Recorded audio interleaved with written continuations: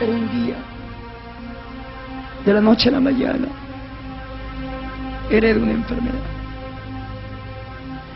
No podía entender.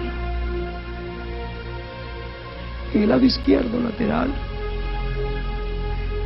empezó a crecer de la noche a la mañana como un seno de mujer.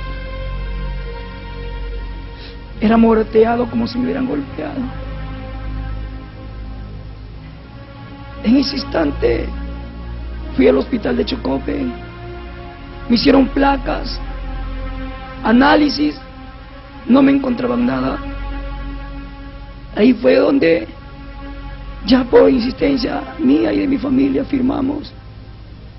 Me operó el médico, y la sorpresa para el médico y para nosotros y mi familia fue que en el azafate cayó carne malograda, como hígado sancochado, pudrificante,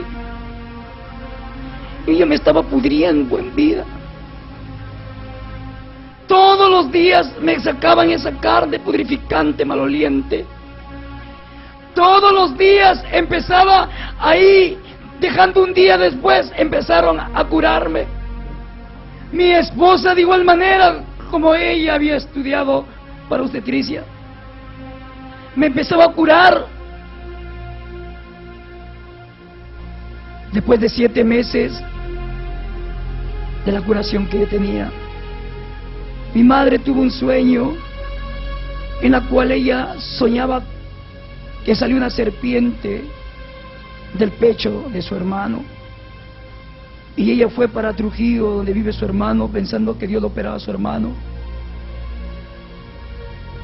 Y luego en casa mi madre no se preguntaba, muchas veces preguntaba y decía: ¿a quién operó Dios? Y como yo me quedé en el sofá, era tarde, y como mi familia sabía que a mí no me gustaba que nadie me levante cuando yo pongo a descansar, y en ese momento me puse en el sofá, y en ese instante sentí como que mi corazón se aceleraba, sentí como que se me quitaba la vida, y siempre de vez en cuando me viene unas hincadas en el corazón. Empezaron a ser mucho más fuertes, y decía yo: ¿por qué estoy así? Cuando de pronto cerré mis ojos, y en ese instante quedé muerto. Vi claramente que mi espíritu, cuando salió, vi tendido mi cuerpo sobre el sofá. Quise ir a hablar a mi esposa, la hablaba, pero no me podía ver ni escuchar. Luego salí de la casa de ahí donde yo vivía, fui a verle a mi madre, que vive unas 8 o 10 puertas más arriba de la casa de mi familia, y entonces tampoco podía verme ni podía escucharme. En ese instante vi mucha gente, vi un cajón y mucha gente que iban con él, pero 3 hombres de vestiduras blancas me llevaron hacia el cementerio, y al camino del cementerio, en una esquina, pude ver como unas mesas de comida.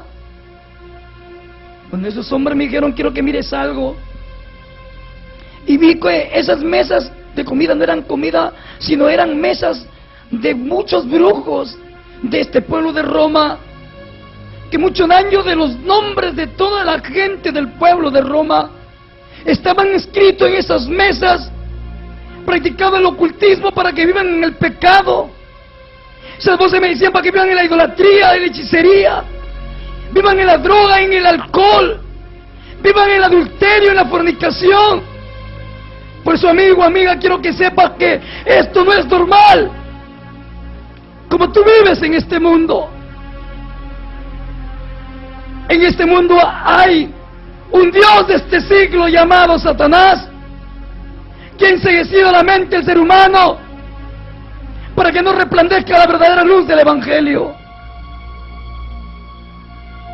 Y entonces seguí avanzando y entré al cementerio y había un hueco allí y luego había una cruz con fecha de muerte y estaba mi nombre. Entonces en ese instante yo quería entrar a ese lugar. Estos 3 hombres me dijeron no. Parecía que salía una planta de maracuyá de ese lugar. Yo quería entrar como que quería cosechar de esa planta. Yo decía, yo ya ingresaba aquí. Y ellos me dijeron, no, mira lo que va a salir de allí. Cuando ellos botaron esa fruta, dije, no, esta fruta es verde, no saben cosechar. Y me dice, no, quiero que mires detenidamente. Y eso era una prenda mía. Era una camisa que a mí se me había perdido. Me dijo, mira, por intermedio de esto te han hecho maldad. Y cuando escuchaba esas voces empezaron a entrar los hombres por el cementerio con el cajón.